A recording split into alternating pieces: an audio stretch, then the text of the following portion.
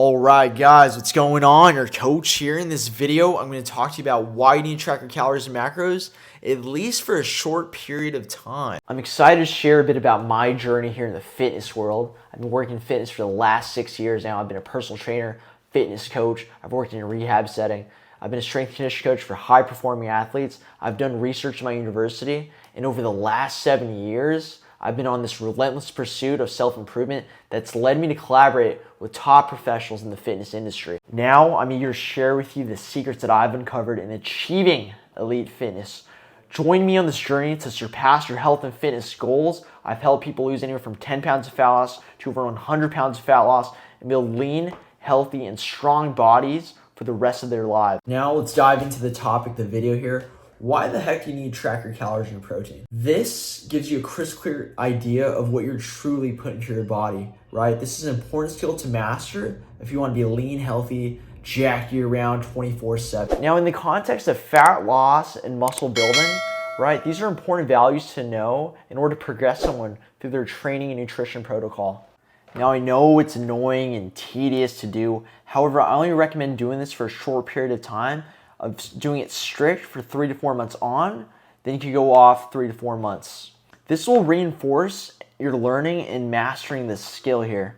My goal is to teach you habits for you to master being lean for the rest of your life, right? So for example, at some point, if you're traveling or you're stranded on a desert island, you don't have your food scale, you don't have your cell phone on you, you still have the skills to maintain being 8% body fat for the rest of your life. I'll show you some skills too on how to track when eating out as well. And again, I want to say this, you need to master this skill if you want to be healthy, lean, jacked year-round, 24/7. All right, let me show you how to track now. Let's dive into it. The first step, you need a good food scale. I actually got this from my chemistry class. This one's super accurate. It measures it to the 0.1 gram. A coffee scale will do too. So when tracking, you could either place the food item or the bowl, zero it, and track from there. So I'll show you 2 examples here. So the first one, I'm gonna go ahead and scoop it out of the item here. So always pay attention to the label here. So in this Greek yogurt, 170 grams is 100 calories and 18 grams of protein per serving. So make sure to pay attention to that. To make it easier, I'll do it from here. So I'll zero it out, boom. Make sure it's the correct unit, and I'll scoop out 170 here. It's easier doing it this way when you're scooping something out.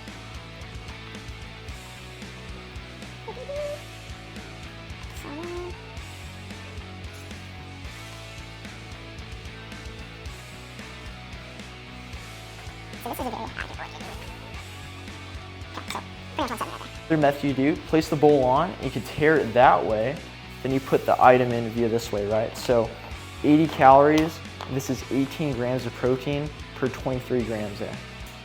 So scoop it on.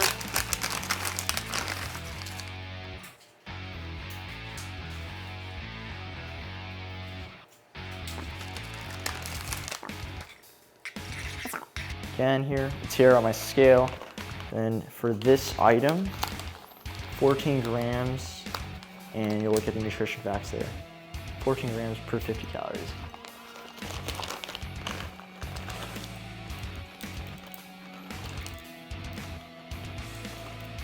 Meats and grains, make sure to pay attention whether raw or cooked.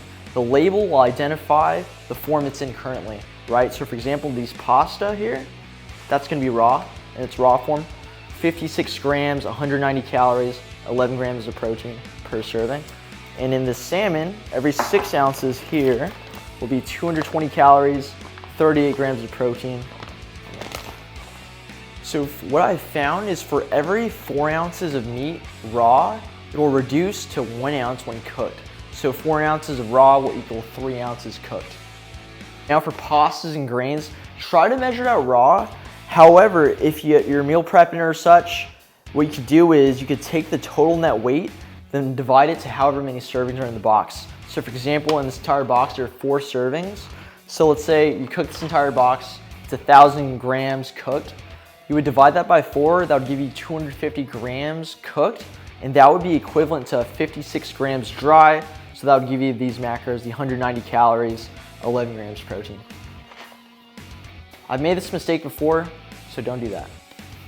So what we can do is look up on the MyFitnessPal database in the form, right? So you can search up pasta cook. All right, so first thing you want to do is you want to download a food tracking app. You can do MyFitnessPal, Chronometer, or Macro First. MyFitnessPal used to be really cool because you were able to do a scan feature that you didn't have to pay for. Now it's BS, you have to pay for it, but it's really cool. Macro First, you could actually do the scan feature there. Their database is not as big though, but all these work. Alright, so I'll show you MyFitnessPal here. I know this one really well. I've been using it for about 7 years now. So search up your items. So I'm searching up Keto Collagen. Their database is huge, so usually they would have common foods. You can always add your items in as well. So click my Keto Collagen here. 1 serving I'm using. Click that check mark. Next, I'll search up my Greek yogurt here that I got from Costco. Found it. I'll add it there. The next is the Lily's dark chocolate chips here. So I'll go and find that. Go and add that as well.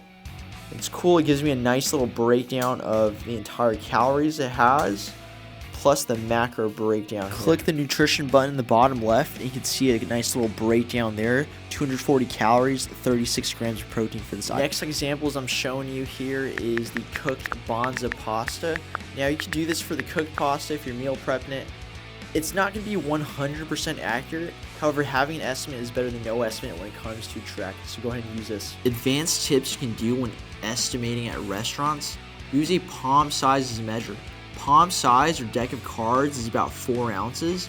Another tip you can utilize is the MyFitnessPal food database. There's lots of restaurants and food chains on there. For example, if you got a burger that is similar in size to another restaurant you may have had, just take those same calories and protein as estimates. May not be perfect, but having estimates better than no estimate. Another idea is go to high protein option restaurants, like sushi is a good example. Just look up whatever you got at the sushi restaurant and try to avoid the sauces. Salmon nigiri and tuna nigiri can be good options as well. Salmon nigiri is about 75 calories via MyFitnessPal, and tuna nigiri 50 calories. Another practical tip I do is just tracking calories and protein for my daily targets. You do want to get a good balance of all 3 macronutrients, but to simplify things, I don't even recommend tracking those. Some other practical tips, like Michael Scott from The Office would say, keep it simple, stupid. Simple, stupid.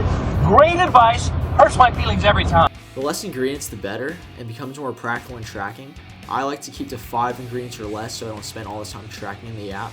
Now, don't bother tracking veggies, super minor calories. However, do measure sauces and oils. They could add it real quick.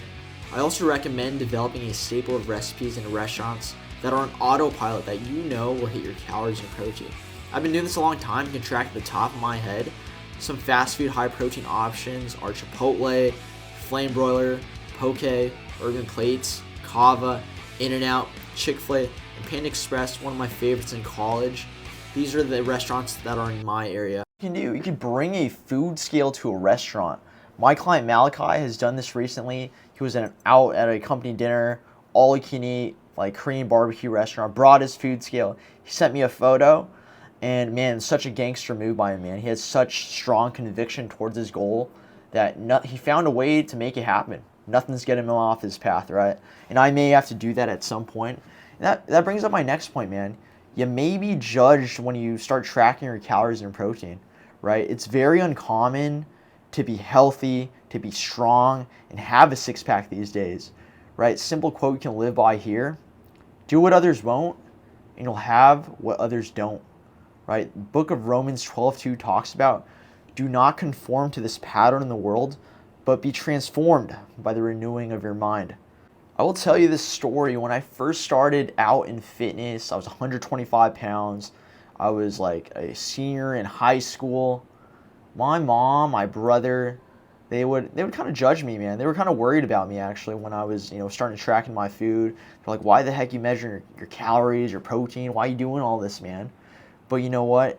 From them seeing me like love health and fitness and transform, they love health and fitness now too, right? And it's all about leading by example. I had so much conviction to my goal that, dude, no way that it's getting me off my straight path here, man. I'm doing it. This is what I do. It's just part of my nature. Your goals are worth it. If someone is judging you or making fun of you doing this, this is what you do. You got to reverse psychology them. What do you mean I'm tracking my calories and protein? This is just what I do. What do you mean? You're weird for not doing it, right? I want to address this too. Is this healthy, Ryan? Weighing out your food, weighing it out on a food scale seems a little obsessive. Well, let me ask you this. Do me and my clients looking healthy? We're healthy. We're fit. We're strong. We live a dope life. Fitness is supposed to enrich our life, right? We have good relative strength. Some of them are cranking out the 100-pound dumbbells, overhead pressing it, things like that, weighted chin-ups, right?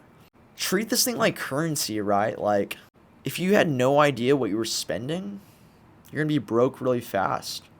Some people have financial planners. I would even argue that this is more important than your finances, right? A lot of things in life can't happen until your health and fitness are in order.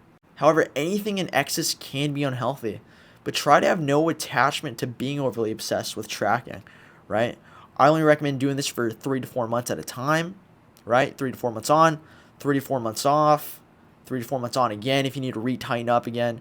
And that way, you maximize your results, but you learn the skill of intuitively eating, right? You have the skill in your back pocket. This is all I got for you guys today. Thank you for joining. Talk soon.